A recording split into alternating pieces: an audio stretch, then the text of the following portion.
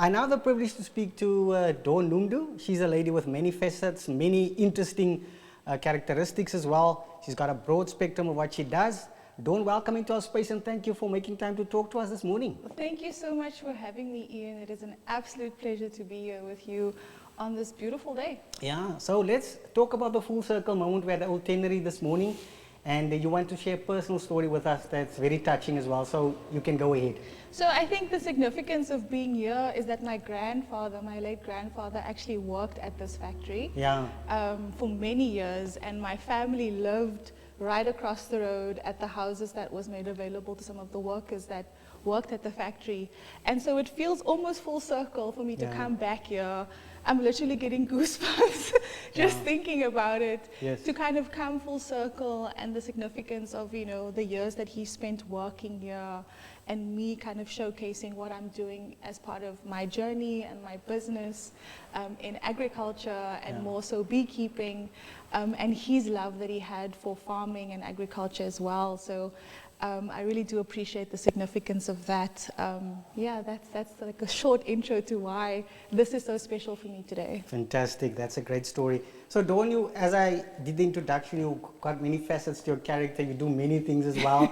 But let's start with the beginning. Let's start with after school you did journalism, so take us through that journey first of all. So I grew up on the Cape Flats, and like I said, my family's from this area. My mom grew up in Wellington, and after I studied journalism, I had to do an internship, and I ended up coming to Paarl, where I did my internship at one of the local radio stations, which really became like a second home to me. I spent so many hours behind the microphone, working in broadcast media, producing news content. I was very privileged to work alongside you, Ian, during this time as well. And I think that's really where I found my voice.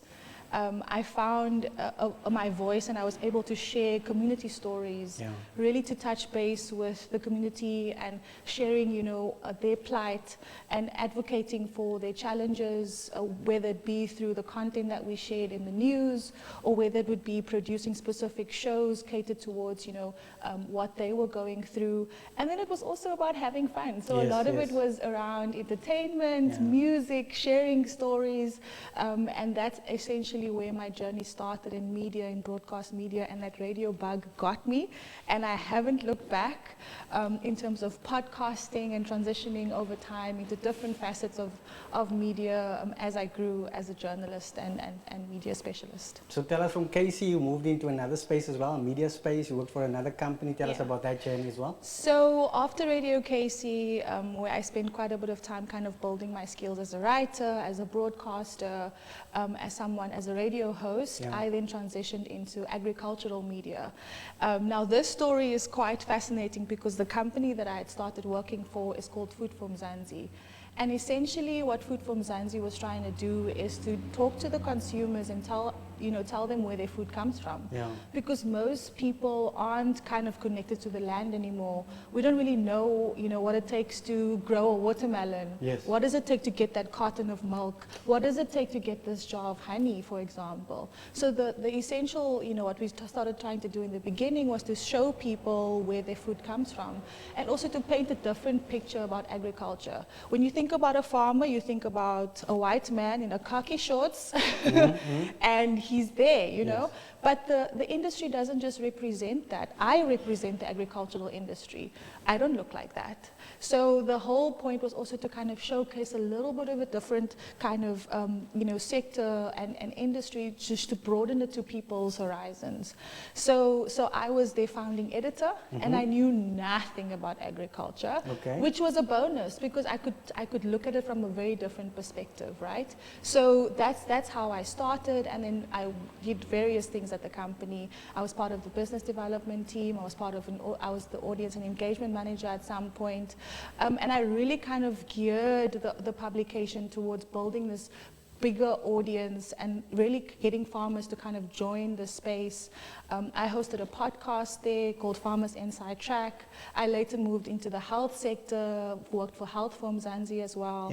And I absolutely loved it. I really immersed myself into all things agriculture, which was new and exciting, and I absolutely loved it. So tell us about that journey from radio to that space, the things that you've learned. You said it was the first time to venture into agriculture. Would you say that that was almost like a precursor to what you would finally venture into? Yeah, definitely. I think that I always love nature. Yeah. I'm a total nature junkie. If you take me to the beach, I'll spend all of my time in the ocean. Yes, yes, yes. So I grew up kind of hiking and, being out in nature, spending time like on the mountain with my family. So I think it kind of brought me home. And then I saw myself as almost like an earth warrior. Yes. Because it was kind of also full circle in terms of like coming back to what was very close and dear to my heart. But honestly, Ian, I think so many people miss the opportunities within agriculture. It's not just about farming. I'm a journalist, Yeah. but I was in agriculture. You can become an economist and work as an agricultural economist. You can be a bookkeeper and work in agriculture. You can become an agronomist, the scientific elements of it as well. So I think people shouldn't think of agriculture as just one thing, Yes. that you're going to get your hands dirty and you're going to be outside in the sun. And so that's kind of a big shift that I had within when I started working and what I really tried to showcase to young people. Yeah. Because you just see it as one specific thing. Yeah, that's basically it. So I really enjoyed it. I was able to travel all over the country because a big part of what Food from Mzansi does is to kind of showcase what we do with the youth road shows. I mean, it's amazing to see the kids really opening themselves out up to this kind of interesting world that they could possibly move in and kind of grow in. And I think Food from Mzansi was almost like a leader in terms of, exposing different markets to agriculture. Would you say we're making strides in sort of like highlighting the sector and, getting all people involved in the sector? I definitely think so. I mean, if you think about kind of the legacy publications that have been around for 100 years, even they themselves are changing their outlook to how they present the sector. Yeah. One of the biggest, agricultural publications, having a black person on the front page of that publication wasn't really known. I can tell you a short story about kind of when I started. I went on this media trip with one of these big agricultural companies, and it was myself as an agricultural journalist at that point, a very proud one. I was like, yes, I'm an agri-journalist. And then this guy said to me, like a few years ago, someone like me did not exist in the sector, which was sad. Yeah. Because this was only 6 years ago, Ian, which means that we still have a long way to go. But it is changing, and I think Food for Mzansi being there and being a key role player in transforming the sector, just from the media side, is absolutely amazing. I mean, I'm a black journalist of mixed descent, and we're growing more journalists that look like me and present, my grouping, and that is exactly what Food from Mzansi does. They're growing the industry and diversifying it, and that's exactly what we should continue to do. But also, it's more open. It's more open to women. I think there's a big push from government to get more women into the sector, and that's a big driver for me as well. I want to encourage more people to take up beekeeping, even if it's just like with 1 or 2 hives, because I think that's a very important aspect, and we can do it. I mean, I'm doing it already. Amazing. So, Dawn, you moved from Food from Mzansi and you decided to do your own thing. Where did that idea germinate? Obviously, I started seeing the potential of, being in the industry, and I wanted to step into it. I saw that there were opportunities from speaking to other women in the sector. I could see it transforming myself, and I was like, I can do this. And I also really wanted to leave a kind of legacy to my son. I needed to think about the next 10 to 20 years, inshallah, like where am I going to be, what am I going to be doing. I wanted to build a bigger legacy for myself, and I wanted to create, and I still want to create, generational wealth. Because I think we came in at a time, now I'm still 10 steps, behind when it comes to the sector. So it's not easy. There's a lot of barriers to entry, and I really want us to touch on that as well. Just kind of the challenges that comes with starting a new business. So to answer your question, 2.5 years ago, I was like, I'm going to try and see if I can do this. But I had to kind of figure out where to start. Yeah.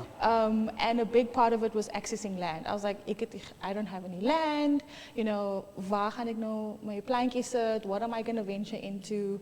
And I thought bees and beekeeping would be a path of least resistance. And because you don't need that much land, you can kind of work alongside farmers. And so that's really where the idea started, and now I'm in it 2.5 years later. So firstly, tell us about the product that you're developing. We're going to talk about the challenges and all the sort of like requirements in the sector and all the experiences that you've had. Let's focus first on this wonderful product we have in front of us. Okay, so firstly I want to give you a pretty flower because that's an important part of this discussion. I receive it gladly. Thank you. Thank you. So that's important because without flowers and forage for the bees, they can't feed, right? So the biggest thing about beekeeping is kind of ensuring that this is sustainable kind of, does it smell good? It smells good. Ensuring that they have enough food to eat. So this is my product. As you can see, I played on. You can just show the camera there for us. I played on the name, my name a little bit. So it's Honey at Dawn is my company, and I'm very proud of it. So you can have it at dawn, and you can have it any time of the day. But that's kind of the play on the wording with my name. And I love the pretty yellow because everything needs to be bright and happy. And as you can see, I'm actually dressed as a bumblebee today. Okay, great. So this is fynbos honey. And a lot of what you kind of need to understand is the honey that you kind of have will be based on what the bees feed on. Okay. And so for this specific job, a bee has to fly twice around the world. Sure. Okay. Now, can you imagine how much it took for this bee to actually make this honey? Sure. Interesting. So I wanted to actually ask you to smell it firstly, because there's a whole thing around it. Yeah. So when you do any kind of tasting, you know, people do wine tasting. You can actually do honey tastings as well. Okay. But the first thing that you have to do is kind of smell the honey. So I'm going to ask you to open the jar and then just take a whiff firstly. Okay. And then tell me what you smell. Wow. It's a very strong odor.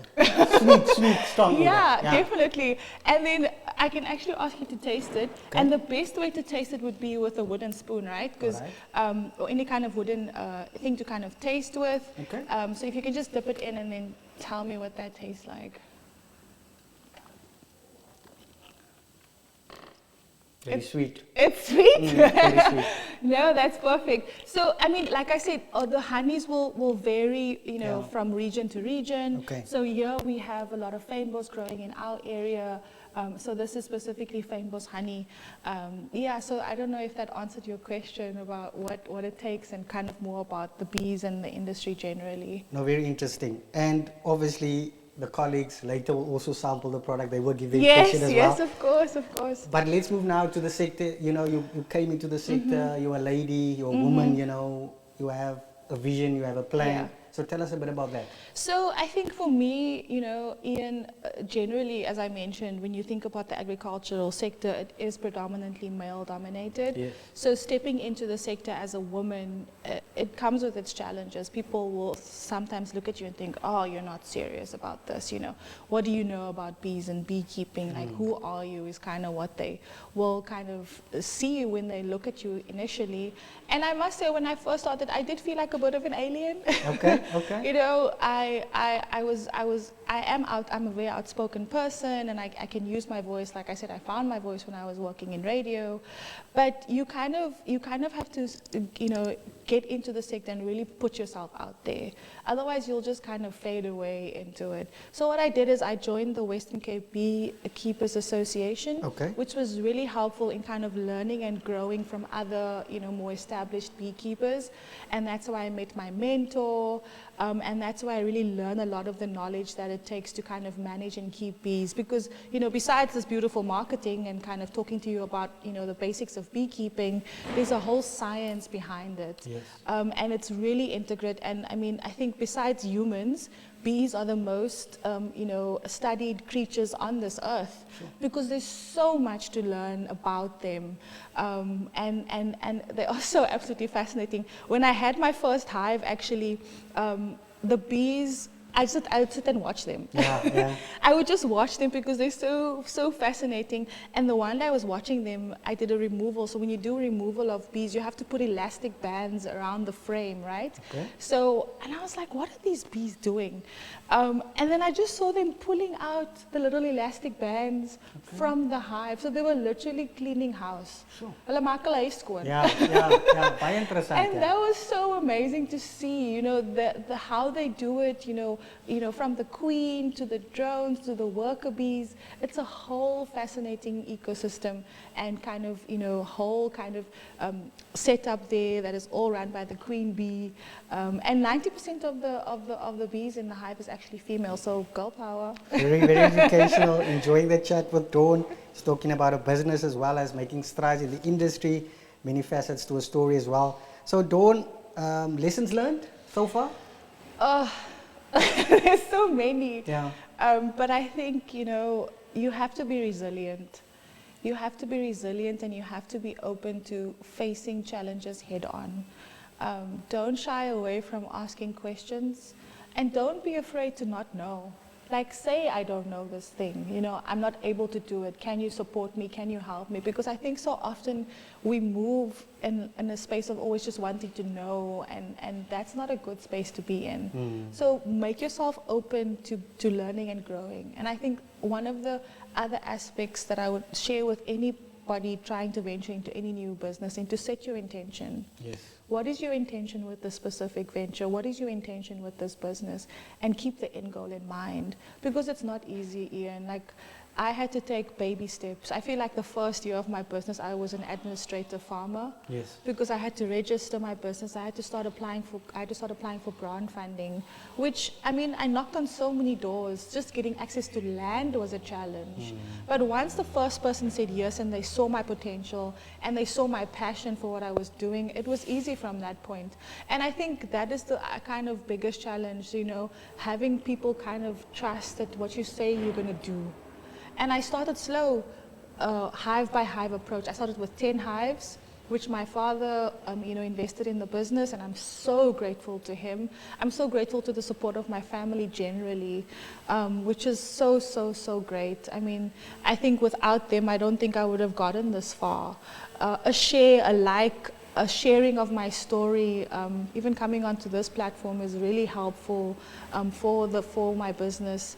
But I would say take it step by step. Don't try to do too much too fast. Yeah. You also mother as well? Yes. Interesting journey. Tell us about that, because you always talk about Kai and Yes. him being a blessing in your life. So tell us about him and what he means to you. Hy is my hele hart. Yeah. I think when I started the journey, even working and moving towards food form science and agricultural media, I was still pregnant, with him, and I was like, I need to push, I need to do more, I need to push for him, and so I do all of this for him. And I do it because I want to leave something for him. Yes. I really want to build a legacy, not just for myself, but for him and for others, like me. I want other women to step into the agricultural sector and see it as a viable option for them to grow and live a sustainable life. Sure, fantastic. Lastly, way forward for you, personal and professional. I know you have many goals to achieve still. I do, and I feel like that's a long list. If I might have to take over the whole show, but I would like to. Give us 3 each, please. Okay, so personally, I want to continue to grow in my spirituality because that's a big part for me. And I also think that I want to, see myself learning and growing in my media career as well. So I absolutely love doing what you're doing as well, to kind of interview more people in agriculture, interview more people in the health sector is also kind of really important for me. And so that's another avenue that I want to do. And I want to travel in Africa. I think that our African stories are so unique. Yes. And I don't think that should ever be overlooked or undermined in any way. So that's also kind of another journey of mine, to kind of travel through Africa and tell stories around beekeeping and agriculture. And then, there's a lot more personal things that I want to kind of do as well. I want to get more fit. Okay, that's a good one. Because, lifting those heavy beehives are also important. Yeah. And then, in terms of my business, I really want to get to a space where I'm now producing at a commercial scale. And for that, I need to operate with 250 up to 350 hives as a start. Some beekeepers manage 2,500 hives and up. So I want to get into commercial scale and also do pollination, because a big thing around beekeeping is actually pollinating our food crops. Yeah. So that's a big part that I want to venture into in terms of my business, and then also just growing and bringing more people on into my business. Empowering more women beekeepers is also a big aspect for me. There's a lot of people interested, and I think I want to kind of showcase that as well as part of my business, Honey at Dawn. You also recently featured on China TV. Tell us about Yeah, that adventure. so I was actually first featured on the, the World Wildlife Fund. Yeah. They have this huge campaign that they do, around the importance of bees and bee forage and our ecosystem. So I was part of that little short kind of film. And then I was also able to be part of this documentary series called Faces of Africa, which is this China Network TV that plays on DSTV. Yeah. And so that will be airing very soon. And it basically also focuses on my work in agricultural media and then how that transitions into me being a beekeeper and the importance of bees in our ecosystem. So that's what's going to be happening soon, and I'm really excited about it. So where can we get hold of you if you want to get more information about you as a person as well as Yeah. a journalist, your services, and Honey at Dawn? So you can literally follow me on Instagram, LinkedIn, Facebook, and X as well. You can search for Honey at Dawn or my name Dawn Numdu. So it's Honey at Dawn SA on Instagram, and also just buy my honey if you're in Wellington. Okay. Contact me on my social media platforms. That's Dawn Numdu and Honey at Dawn. Sure, Dawn, thank you for the chat. All the Thank best you. with your personal, professional life as well. Thank you. And may your business just grow from strength to strength. So thank you so much for talking to us this Thank morning. you Wake so Up much. DC. Thank you so much, Ian. I really appreciate it. Great chat with Dawn Numdu. We wish you all the best of luck. Also to Ilse with the Paul Eats app. We ladies in business making big strides, and that is what we do here on Wake Up DC. We feature businesses, we feature people that make a difference in their society and in their immediate circle. Thank you for a very, very well manufactured program, for the guys behind the scenes as well. To the whole team, we'll see you next week.